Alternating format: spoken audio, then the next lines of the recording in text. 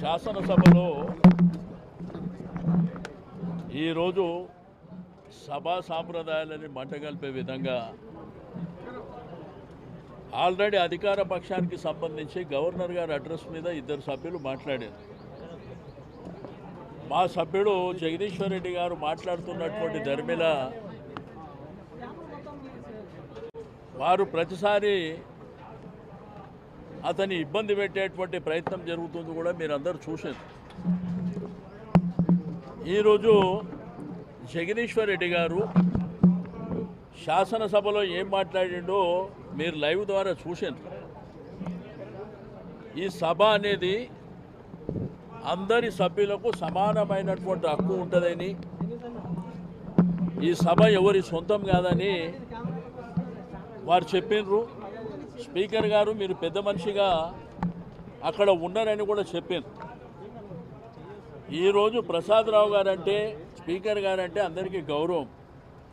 వారిని యునైనిమస్గా ఎలక్ట్ చేయడానికి కూడా మేము సహకరించినటువంటిది.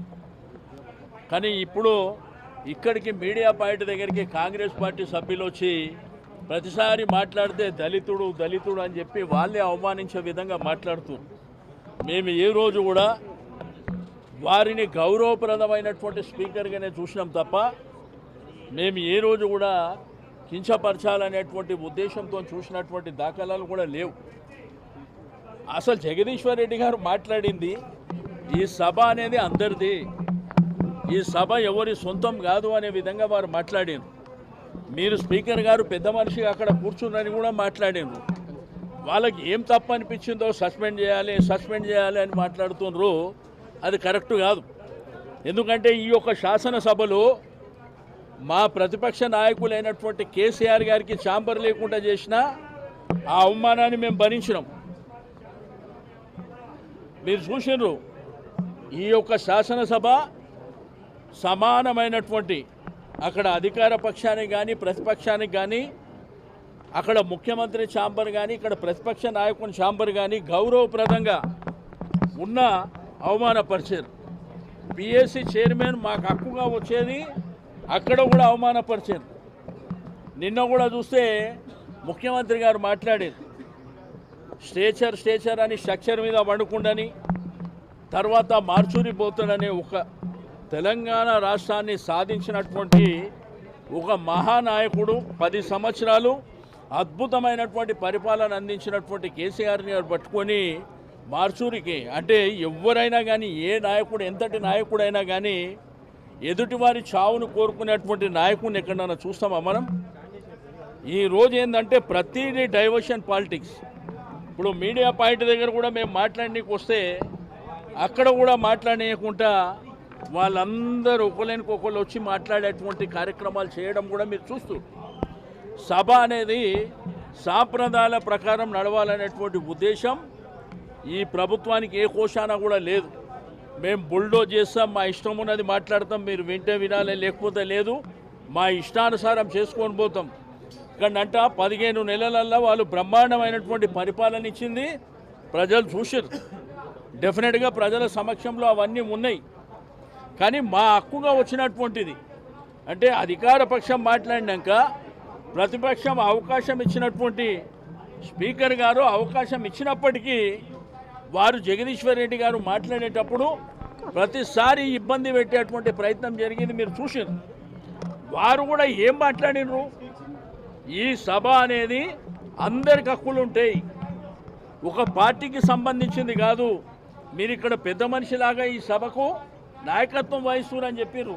ఆయన తప్పేం మాట్లాడిండో మరి ఎందుకు సస్పెండ్ చేయమంటుర్రో, మాట్లాడితే దళితుడు అని ఎందుకు సంబోధిస్తున్నారో మేము ఆ పద్ధతిలో చూడలే. ఆయన ఒక గౌరవప్రదమైనటువంటి శాసనసభాపతిగానే మేము చూసినాం తప్ప మేము వ్యక్తిగా కానీ కులపరంగా కానీ చూసినటువంటి దాఖలాలు లేవు. కాబట్టి ఇప్పటికైనా మీరు ఎన్ని ఇక్కడ చేసినా కానీ అల్టిమేట్గా ప్రజలు చూస్తున్నారు. ఇక్కడ ఏమి జరుగుతుందో ప్రజలు చూస్తున్నారు, ఎవరేం మాట్లాడుతున్నారో చూస్తున్నారు, ఎవరు వల్గర్గా మాట్లాడుతున్నారో చూస్తున్నారు, ఎవరు బుల్డోజ్ చేసే ప్రయత్నం చేస్తున్నారో చూస్తున్నారు. ఎందుకంటే ఈ శాసనసభ అనేది మనము కనీసం 35-40 ఏళ్ళ నుంచి నేను చూస్తున్నా, ఇది పద్ధతిగా లేదు. నేను అసెంబ్లీలో కూడా చెప్పిన పద్ధతి ప్రకారం నడిపించుకోవాలా, కానీ ఇట్లా బుల్డోజ్ చేస్తే అంటే మీ ఉద్దేశం ఏంది? మేము నడిపించుకుంటాం ఇక మీరు రావద్దనా? మీరు రావద్దనుకోని ఇట్లా మీరు అట్లా డిసైడ్ చేసుకుంటే మేము కూడా ఆలోచిస్తాం. కానీ ఇది పద్ధతిగా లేదు. అక్కడ జరిగింది మీరు కూడా టీవీ లైవ్లో చూడండి. ఆయన అన్పార్లమెంట్ కానీ కించపరిచినట్టు కానీ ఈ ఒక్క పదం అన్న ఉందో మీరే ఒకసారి చూసి ప్లే చేయండి.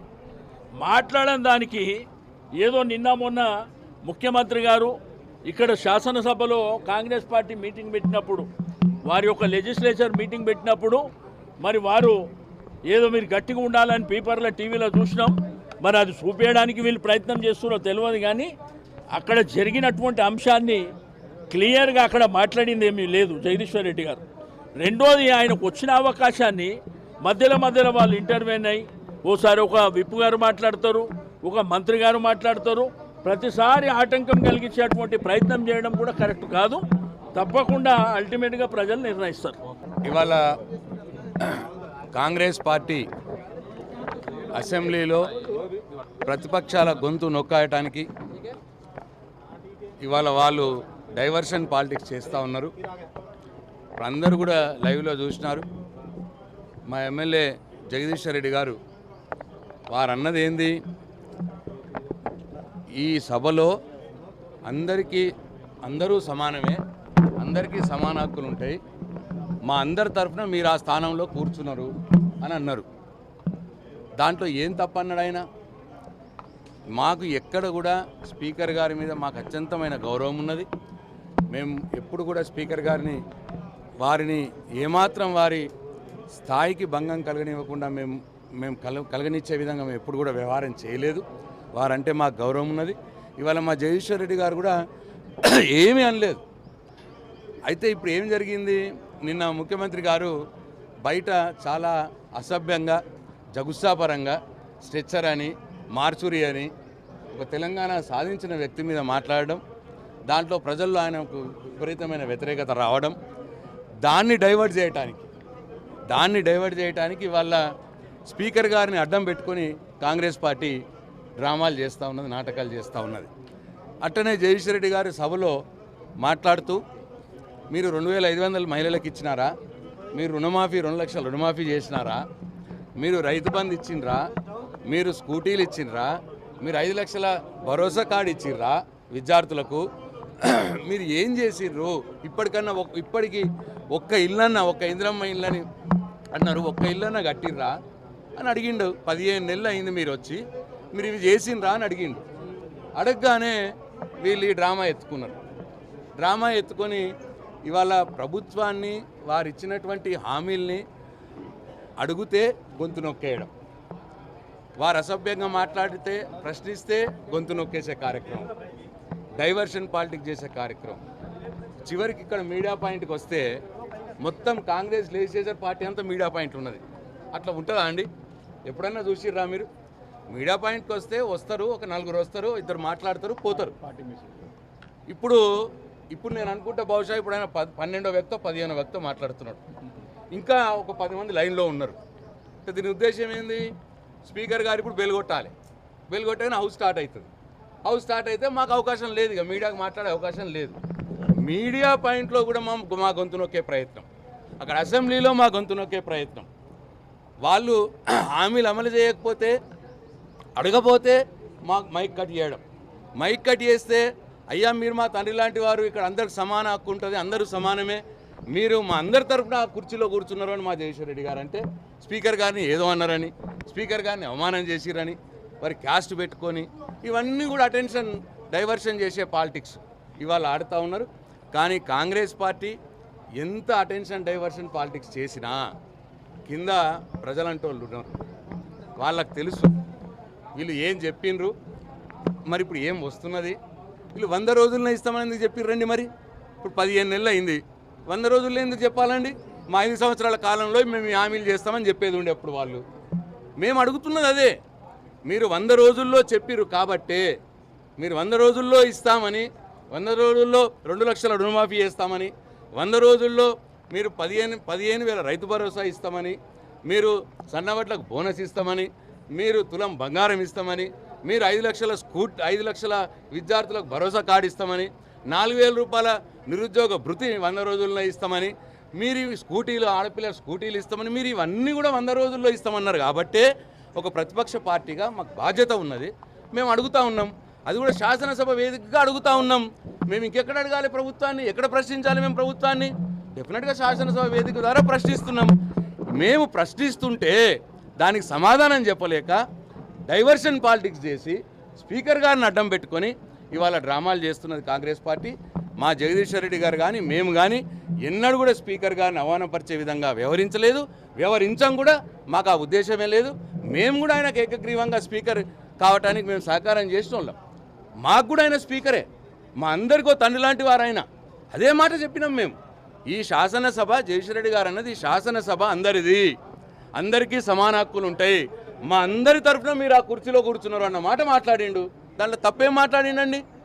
వీళ్లకు ఆడలేక పాత గజ్జలు అన్నట్టు వాళ్ళు చెప్పిన హామీలు అమలు చేయలేక అసెంబ్లీలో ఎక్కడ నిలదీస్తున్నారో అని చెప్పి దానికి సమాధానం చెప్పలేక ఇవాళ స్పీకర్ గారిని అడ్డం పెట్టుకొని ఇవాళ ఇటువంటి డ్రామాలు చేస్తూ ఉన్నారు. కానీ అంతిమంగా ప్రజలు నిర్ణయిస్తారు, ప్రజలు అన్నీ గమనిస్తున్నారని చెప్పి వాళ్ళకి నేను హెచ్చరిస్తూ ఉన్నాను. Thank you.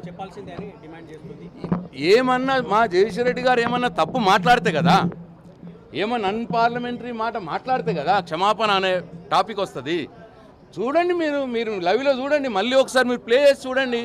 ఆయన అక్షరాలు అన్నది ఏంటంటే, సార్ ఈ శాసనసభ అందరిది, ఇక్కడ అందరం సమానమే, అందరికీ సమాన హక్కులు ఉంటాయి, మా అందరి పక్షాన మీరు ఆ కుర్చీలో కూర్చున్నారు, మీరు మా హక్కులు కాపాడే బాధ్యత మేము ఉన్నదే అన్నాడు. దాంట్లో తప్పేముందండి? కాబట్టి తప్పు ఉంటే ఏమన్నా అనొచ్చు, ఏమీ అనలేదు ఆయన. ఇంకెక్కడ వస్తుందండి ఆ క్వశ్చన్?